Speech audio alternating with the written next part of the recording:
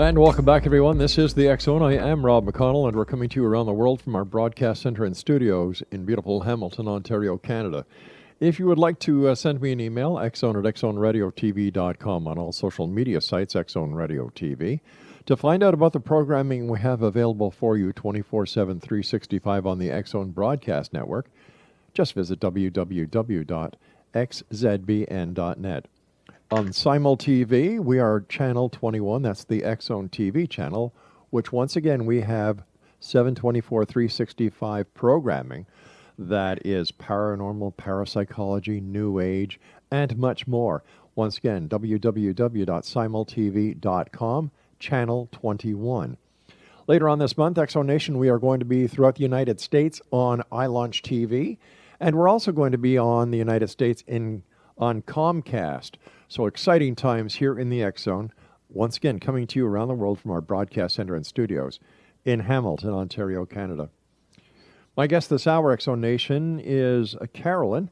And Carolyn is a most unique, inspiring individual whose passions and interests really have no limitations. Her unique childhood awakened a sense of wonder to the hidden forces of the universe and gave her the feeling that she was raised by the grace of nature. This was the beginning of a communion and exploration of life's mysteries that became deeper with passion and the passing of time. Carolyn's artistic talents led her into the entertainment industry. For over 20 years, she designed unique, one-of-a-kind pieces for famous rock stars and entertainers. Carolyn is a counselor and a teacher and has helped thousands of people worldwide awaken to their true nature through the principles of the human design system. Her website, Einstein, the Crystal Skull.com. And Carolyn, welcome to the X Zone. Thank you so much. I'm happy to be here. What happened at the very young age that started you on your journey to where you are today? Well, it's a good story. When I was young, I'm 4 years old, which is a common age to have unusual experiences. I had a moment where all of a sudden I remembered I was just part of everything. I looked at my fingers and wondered what they were. I just remember being one with everything. I looked at the trees and wondered, wow, these are all separate. What's going on? The car, everything was separate. Everything was different. So in that moment, I was told not to worry, and that this was all an experiment, and that I was to be here and enjoy my experience and my experiment and have fun. And the whole time I was here, I was to have fun and take notes, basically. So that was 4 years old. That was the best I could figure with that. We might call that experience a walk-in experience. I'm not really looking for that identity, but it was unusual, and I never forgot the feeling of being one with everything, just seeing such a large picture at 4 years old. And how did this unique experience, what kind of effect did it have with you as you were growing up, from a little 4-year-old to a teen to an adult? Well, it was interesting. I was always interested, maybe not at 4 years old, but, as I grew, I was always interested in nature. And then as I got older, I was trying to figure out these mysteries. And I was a mystical being. I had mystical experiences when I was young. You don't know how to articulate them. You don't realize that others do or don't have them. You don't realize you're that different. Yeah. And so it set me on a search to learn absolutely everything I could at a mystical level, let's say, or of the unseen level. So I started delving into everything I could find, even in my little grade school public library. I was finding books on telepathy, learning what I could. Well, tell us a little bit about what you have developed. What kind of skills have you developed? What have you learned over the years that makes you the person that you are today? You said that you went to the little library in the school and you You read books on telepathy and so on and so forth. But Right. are you telepathic? Are you a psychic? Are you a medium? What best describes fire Right. dancer? That's a good question. I'm not really big on labels. I don't want to put a sign out and call myself anything, but I'm very intuitive. I'm very psychic. I can be a medium. But, I want you to know I don't do it on command. It's just part of my existence, the flow of life. I just exist in that zone. So we do private sessions with Einstein, and people want me to just channel their life. We don't really do that, and I don't really do that. But I just am, if that would make sense. I just exist in this place of consciousness. Right. And what did I develop? I developed the awareness over time that that's what I was. And so I had to go a lot of places to find out I already had it within me. You know that story?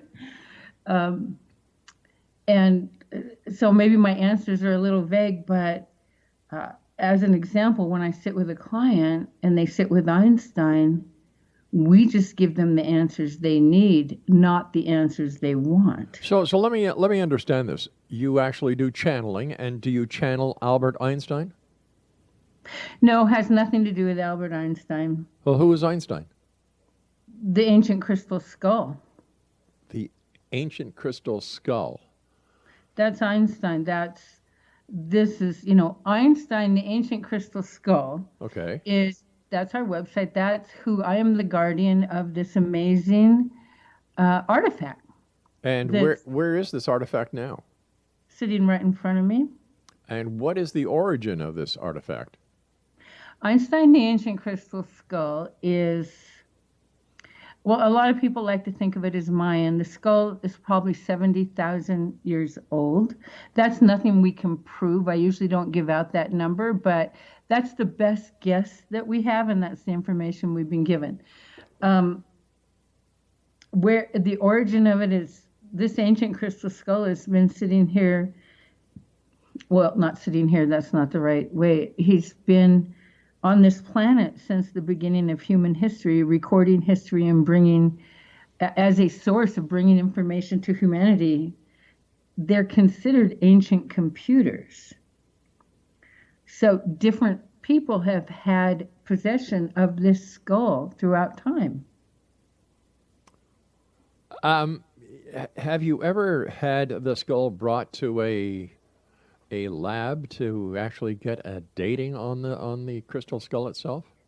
You need like electron microscope. Einstein, the ancient crystal skull, he's 33 pounds. He's the largest ancient crystal skull in the world, known one in the world. And he has been examined by experts, but to test, you could test maybe carbon dating and find out how old the crystal is.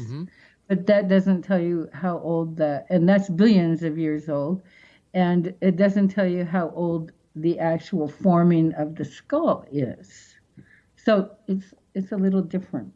But the experts, there's a number of experts on ancient, regarding these artifacts, and they've all weighed in with validation, etc. There's certain things you can look for, and Einstein has them all.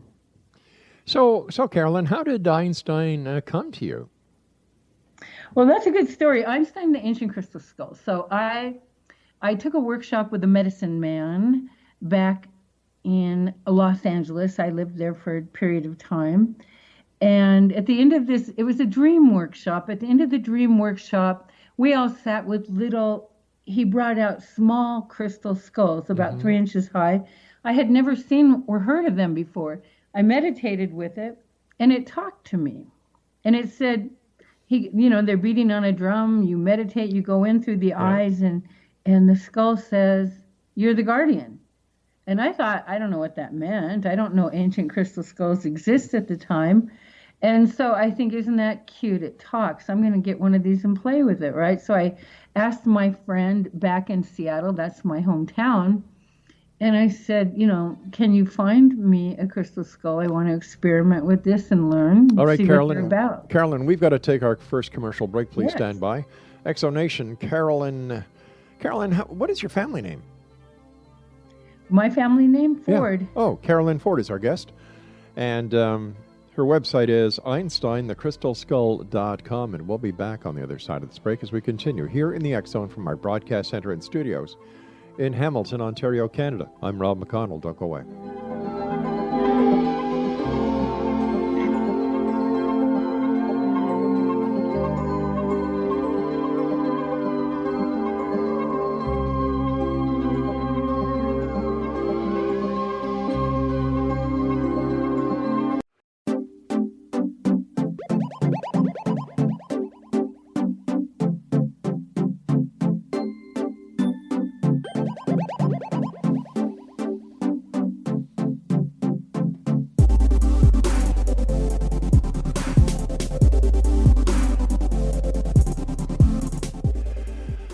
Welcome back, everyone. Carolyn Ford is our special guest. We're talking about crystal skulls this hour here in the X Zone. Carolyn's website is einsteinthecrystalskull.com. So before we went to the commercial break, you were telling us how you got to have Einstein the crystal skull. So can you continue your story, please? Absolutely. So when, just to bring you up to date, I was in a workshop. I meditated with the crystal skull, the small one. I had an experience with it, so I asked my friend to find me a small, maybe 3-inch tall crystal skull that I could experiment with. I called him 9 p.m. one evening. The next morning, he calls me and said, Carolyn, I found your skull. And I said, really? He goes, but there's a problem. I go, a problem? How could there be a problem? I just want a small skull, right? Like, it's either you've got it or you don't. He said, well, it's a little bigger than you requested. I said, well, that's interesting. Well, I don't want a bigger one. He goes, well, this is different, Carolyn, and I think you need to come home and see it. And I said, are you kidding? I'm arguing, right? Sure. I don't even know ancient skulls exist. I don't know bigger skulls exist. I'm just thinking, why should there be such a struggle here? Uh-huh. So finally he convinces me. I book a ticket. I go back to Seattle. And on the flight there, this voice says, and you will need to pick up rose water so that you can cleanse me. And I go, oh, great. Okay. It's talking to me already. So fast forward, I get to Seattle. I go to his home. I walk in the door. And the minute I see this 33-pound skull, I just burst out crying and immediately said, that's my skull. That's my baby. This is mine. And I had memory of being part of this skull from the beginning of time, or let's just say we've been together for a long time. And so all the memories came flooding back in that moment. I don't know they exist, and now it's my baby. So how my friend got the skull is part 2 here, which I asked him to find me a skull 9 p.m. one evening. The next morning he comes into his store. Standing outside of his store was a man with a suitcase. And he invited him in, and the man pulled out a few artifacts. Well, it turned out that there was an explorer who brought a few artifacts back from Central America and Mexico back in the 1920s. And there were a number of things like a jade mask and a jade jaguar and this crystal skull. And he had passed away. And so the family didn't like all the scary looking artifacts that Dad had. So they owed money to a developer, and they said, we can't pay you, but we'll give you artifacts in lieu of payment. He said, okay. And then he just took them to my friend's store and said, do you know anybody interested? And that was within 12 hours of me asking him to find me one. So we call this the unfolding of destiny. I call it coincidence. Yes, yes.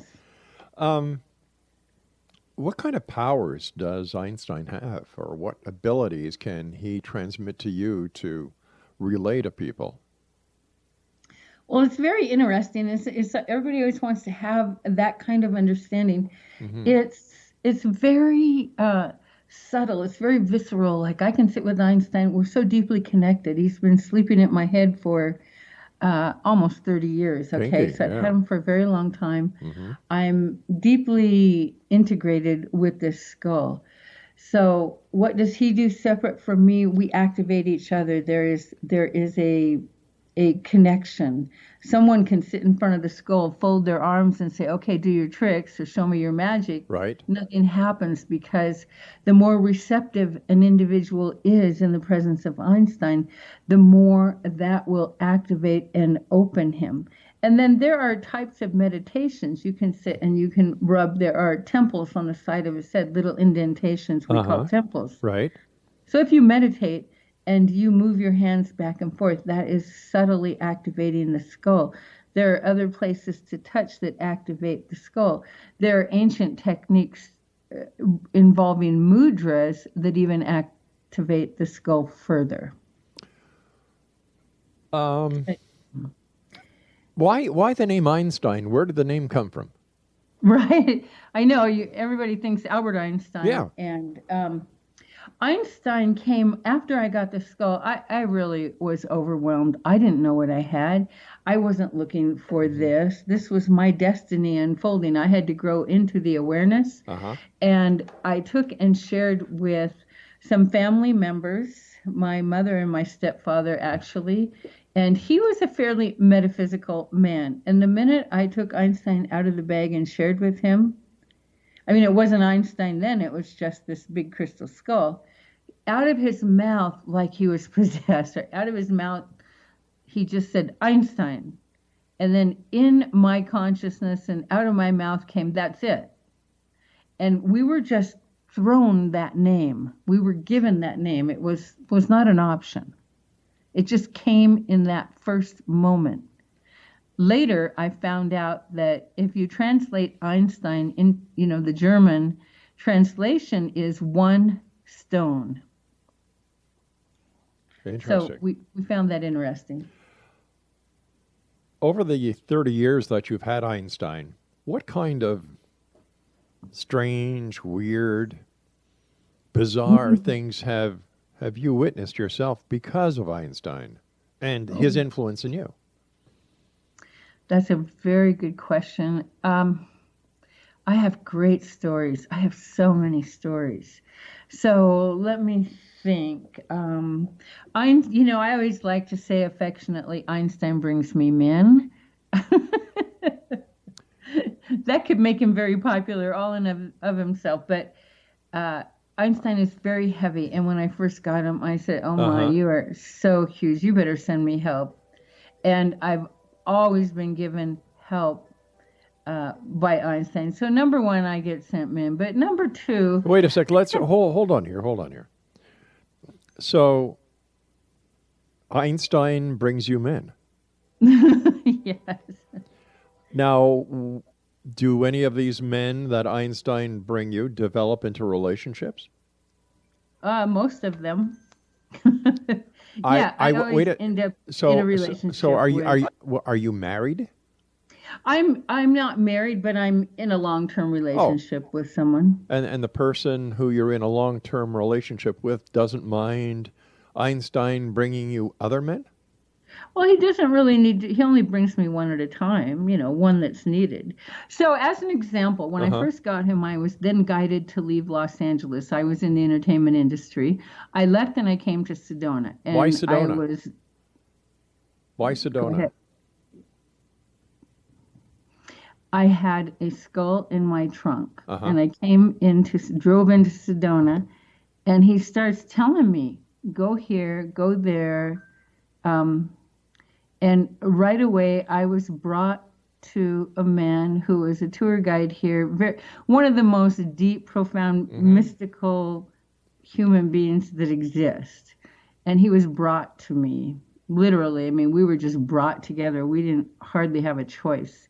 And the story is great, but it's too long for radio. Uh, and it just goes Mm-hmm. on. And it's this. The skull is in my trunk, guiding me, And it ends up being Kevin Petrelli. He's a famous amulet maker. He made me pieces of protection, and he built an underground Kiva sweat lodge out of stone for Einstein. Wow. Einstein showed him the technique that he wanted, and Kevin had lived with Mescalero Apache nomadic tribe in the mountains of Mexico for years and was trained like a Carlos Castaneda story. And we've got sacred places, standing stones, healing tables, and underground meditation places here. And he was sent, and he's still my best friend. I'm not in a relationship with him now, but we're beyond. I mean, he's just, he's like my best friend. He's really important to me. So then, when it was time to go out into the world and share Einstein, then I was brought someone else who could help me handle all of that. We travel in a motorhome to different locations, and he helps book events and handle products and negotiations and contracts and keeps me safe and protects me. It's great. So I'm always given what I need to do the work. Before you said that the gentleman, I forget what his name was, would make amulets that would protect you. I have an amulet that protects me too, except it's made by Smith & Wesson. Well, I wear mine around my neck. I don't know about you. I wear mine on my hip. Yeah. All right, listen, you and I have to take our news break at the bottom of the hour.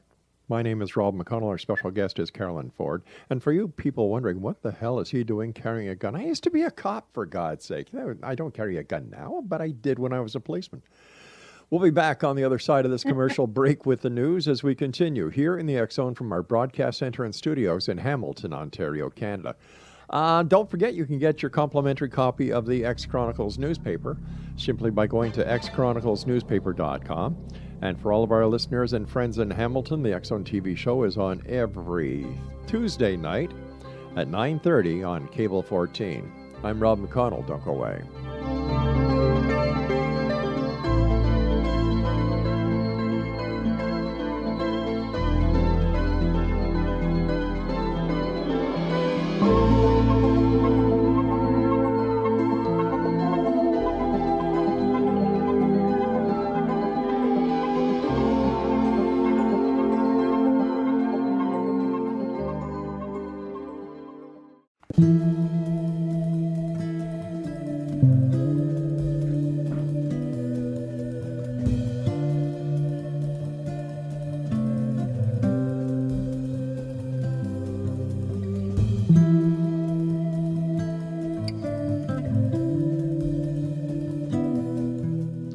Exonation, Carolyn Ford is our special guest this hour. Her website is EinsteinTheCrystalSkull.com. Let me ask you, Carolyn, what was it like driving around with a 70,000-year-old skull in the trunk of your car giving you directions? Well, you pretty much know you're not very normal at that point, right? Yeah. And of course, for the first 20 years I had Einstein, I kept him private. So you're not telling anybody that you're being guided this way. You're not really speaking at all, you keep it secret. So it's been an awkward existence in the days where I kept him private. We were sent to the desert for 20 years of, let's say, boot camp and training, where I was refined in a sense and trained through dreams, the dream time, and intuition. So, it was pretty interesting to get me to this place where we could share Einstein with the world. And the biggest agenda Einstein has at this time is that we do something called imprinting of the crystal skulls. And he wants his energy, these are ancient computers. They're considered computers. Quartz crystal in this way is living life force, and they hold vast amount of memory and information. Well, let me ask you, if these are living computers, how come not many people can get the messages from the crystal skulls except a very few that apparently the skull forms a relationship with? Why not with everybody? Well, because humanity's been shut down pretty effectively. And so I seem to be around quite a few people who get messages all the time. Hmm. But it's not the average person. I mean, you have to choose to shift out of, let's say, the hypnotic mind that society grooms us with, and to really shift out of your mind completely anyway and be more into a receptive state where other aspects of your being are perceiving. And then you start to get messages. And this is the beauty. I watch people wake up every day to this aspect of themselves. And so part of the training that the skull gives is, the more you are open, the more you will receive. I mean, that's a good question. I should just write a book about becoming all these things from the people that have their experiences with skulls. Yeah. So you'd have to experience it. Is there an extraterrestrial connection with the skull? Pretty much, yes. They come, their origins. I mean, if you look at Einstein, he's 33 pounds. He says that the people that brought him are his size. So he's like a giant. He's, if you put skin and all of that on Einstein, he's more like a 12-foot tall being, maybe 9 feet, 12 feet tall Wow. being. And they're behind it. There are watchers here who are helping humanity evolve. And evolution often has happened through the information of the crystal skull, in my wisdom and opinion. I'm sorry, I can't get the image of you driving around with a crystal skull in the trunk, listening to it, and then the same crystal skull is at the top of your bed when you sleep. And I can just hear you talking to somebody. So, Carolyn, what do you do? Oh, I talk to a 32-pound head. Yeah. Well, I never really talked about it for a long time. Now I'm out, so I just suck it up and, answer the best that I can. But what I found is there's so many people who get it, and there's so many people who flock to, we have crystal skulls sit with Einstein, and then they upload all of the information from the computer that is Einstein here. And then they're talking too. So I have a lot of like-minded people around now. But I understand it's a leap to get to that place. It is. It is. And is Einstein related to the Edgar Mitchell skull as well as the Smith-Berney skull? Well, it's the Mitchell Hedges skull, just to be, and which is from your area actually. Anna Mitchell Hedges had it. I don't believe they're related necessarily, but all of them probably have some communication with each other. The thing that's unique about Einstein is he is related to, like, if you saw Einstein, there's a perfection to the carving. And then you will find in the Smithsonian, there's a Smithsonian crystal skull. It's a cruder version of the one I have, and it looks like it was carved in Einstein's image. And then there's a couple other crystal skulls, the Mayan and the amethyst crystal skull, which are not in the public domain but kept in private. They're also cruder versions of Einstein. And so just to get the story, like the ones that are related, when Einstein was brought to, let's say, ancient peoples, they were asked to carve in the image of this one so that there would be other little mini computers going out in the world impacting people. Please don't take this the wrong way, but how do we know that these messages are actually coming from Einstein and not from you? Well, I don't know that you would know. And because they come through me, I am a filter, so there's always going to be probably some color of me coming through. But that's not what I'm saying. That's not what I'm saying. What I'm saying is, how do we know that you're just not making all this up? Oh, well, maybe you don't. I don't really know. Yeah. I think that I have shared Einstein with so many people that you watch in the presence, like people just have a visceral knowing. Like, haven't you ever watched someone on TV and just known they were lying. I used to do that for a living as a police officer. I used to interview Oh, people all the time, and this is what my forte was, interviewing, or what some people would call interrogation, to get to right. the bottom of the truth. And when I left the police force, somebody said, hey, you should go on the radio. And that's what I did. Well, you have a great voice for Oh, it thank too. you. Thank you. So, if you were sitting in my presence, you Hmm. could look if my eyes are rolling up left or right, probably, or whatever, or my body language. Hmm. I think that you're good enough that you can hear my voice and you would just have a sense. I am in, I don't know how to Yeah. say how to be honest with you. I can just, because I usually, I don't know, let's see, how would I want to say this? I'm not I'm not here to prove anything. Yeah. I've had a successful life. I don't even want attention. Oh, I'm You not know, saying that you haven't been successful. Please don't take me wrong. My question right, was one of just clarity for our right, audience. right, right. Um, But I mean, I'm just saying I have no yeah, agenda, so I feel really authentic just there you in go. my simple delivery. Hmm. Um, but I don't know. I don't know. You can't prove a lot. When I speak to audiences, one of the first things Einstein guided me in the beginning when I started sharing publicly was don't state a lot of facts because you can't prove this.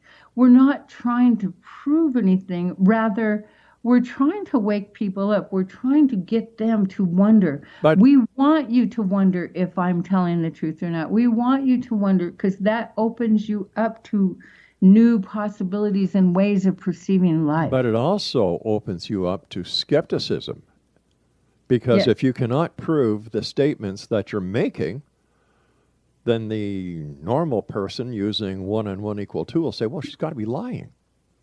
right, right. Yeah, somehow those Yeah, people don't come into my audiences. I I never can I really run into them, but I I'm can sure they're understand out that. there, Yeah. of course. Well, because of course, it's just like with people who give talks on UFOs. You'll get the UFO believers. When you do Right, talks on right, ghosts, you get those who believe in the topic that you're talking about to attend because they want to believe. right. Yeah. Interesting. Yeah, very interesting. I mean, I have stories that I could tell you that Hmm. are, and I don't always say them publicly just because I don't want to be open for ridicule Yeah. or concern, but I will write them in a book soon. It's a good idea. Share Yeah, the yeah. information. Um, does Einstein talk to anybody else, or are you his exclusive partner? Oh no. When people sit and have a private session, they've Hmm. connected with Einstein. They talk to him. All this is a computer. If Now, wait I a sec. mean, Wait a one sec. way Wait a to sec. Wait a sec. perceive Hold it. on here. Hold on Uh, here. You keep calling this 32-pound piece of quartz a computer.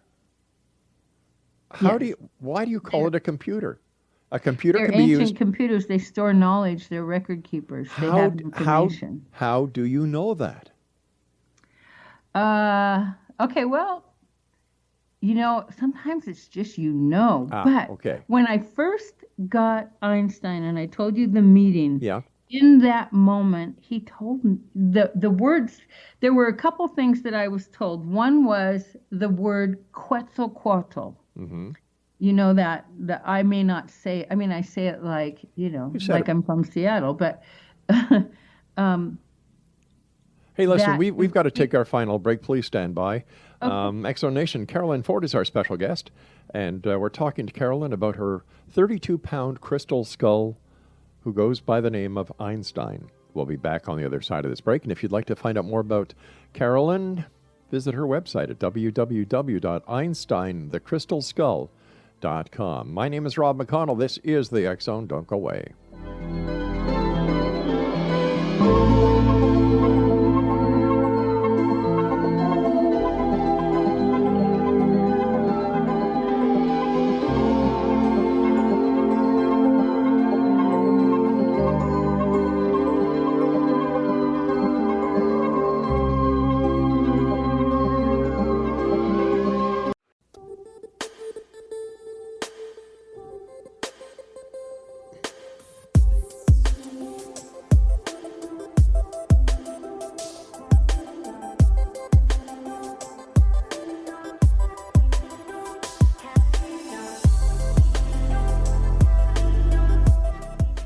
Exonation, Carolyn Ford is our very special guest this hour. Carolyn is the caretaker of Einstein, that is a 32-pound crystal skull. Now, if you'd like more information about Carolyn and Einstein, visit their website EinsteinTheCrystalSkull.com.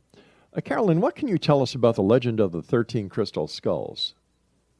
That's a good one. This comes from, as far as I understand, Cherokee history, and one of Harley Swifter, one of the men that I studied with years ago, had brought this information to the world, talking about when they all come together. It was to be an event, a moment in time.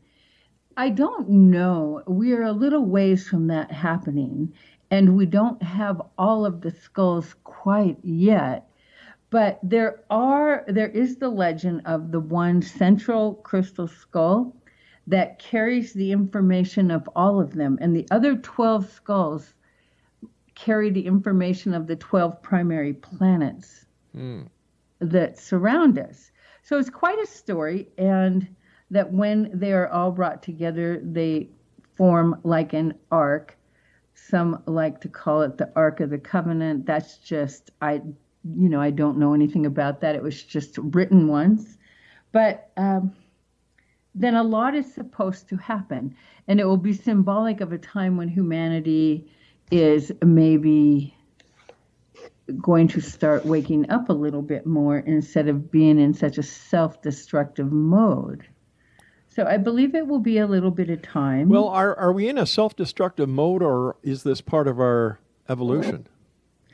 Absolutely. The evolution is, 2 steps back, 1 forward, something like that. I don't see it like that. I think that humanity is making great strides. Absolutely. But there's a lot that we're coming back from, a lot of lack of awareness. I mean, destruction of waters and plants and earth, and bees are in danger, and we can't afford to lose those. So there's a lot of things that have been carried a little far, right? That don't are not symbolic of a lot of awareness. Speaking about symbology, is there a connection between legend of the 13 crystal skulls and Jesus Christ and the 12 apostles? I love that question. I think the 12 with 1 in the center is symbolic throughout. I mean, the Knights of the Round Table too. Yeah. I think it's a metaphor for a lot on this planet, the 12 planets around 1. I feel that they're all actually variations of the same story. So why do you think that the crystal skulls are so sacred and just not pieces of crystal that have been chiseled and formed into skulls? Right, that's a good question too. I'm sorry I keep saying that, but it's all right. I'm always struck with, yes, these are good questions. The crystal skull, one thing that's very interesting, if you talk to a carver that is carving the skull, when they get the eyes carved, they feel an awakening. They feel a presence.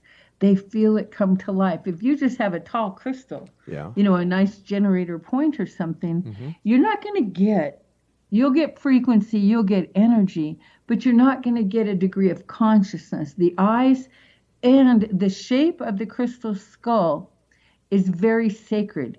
It's like the golden mean. It has, when they're done correctly, like this skull, Einstein, there's such a degree of perfection to just the shape, and to look at this and the lines, like the golden mean, the Fibonacci shape. So this, kind of lost where I was going here with it, but that they come awake, they come alive. So they're very different than just an everyday crystal. And that's what then allows humanity. You see, a crystal skull gives you your reflection. So it helps to mirror humanity. Okay. Let me ask you this. You made a reference, excuse me, to Legend of the 13 Crystal Skulls as being the 12 planets. And according to what I know, there are only 8 planets So what are the other 4 planets? And Well, there's 12 sacred planets. I'm actually not an expert on that. I couldn't really. I could refer to my friends who are astrologers, uh, but there are more that are just not maybe considered in the primary domain. But there's more that are considered. But I'm sorry, I wouldn't know. I okay. wouldn't know that answer. All right, I was just wondering about that because, all throughout Yeah. school, and in fact, my producer checked, and still, officially, there are only 8 planets. Mind you, that some officials actually proposed 12 planets in the solar system, but that hasn't been passed yet. Right. A lot of information Mhm. is here that isn't really part Known of our yet? awareness Okay. too. I will investigate that because I'm sorry I can't answer Yeah. it, but I've been told the planets too, so I think they're just not all maybe on the absolute radar. So let's, our time is coming up very fast for us to say so long, but I guess this is the pivotal question. This is what the entire hour has led up to. Why do you believe Einstein is so important? Hmm. Um, I feel the importance of Einstein. I've been living with this skull for 28 years, and I watch people alter in the presence of Einstein when we are sitting. The combination, me and Einstein, I'm holding the space, and we don't have to say or do much. They just they get their reflection. They have an experience. They change. They alter. They cry. We're not saying anything. We're not conditioning them. They just come and have an experience.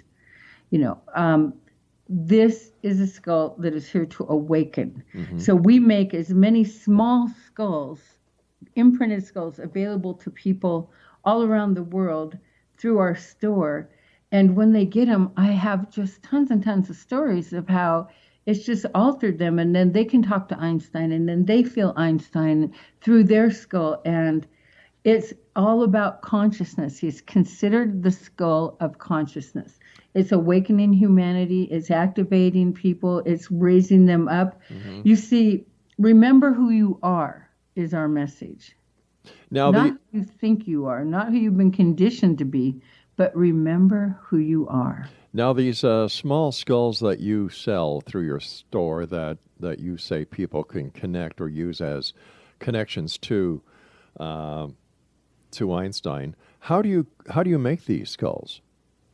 Well, we have carvers all over the world that carve skulls. We have some carved in the image of Einstein. We're guided to have them carved in the image because that is the way it was done by the ancients.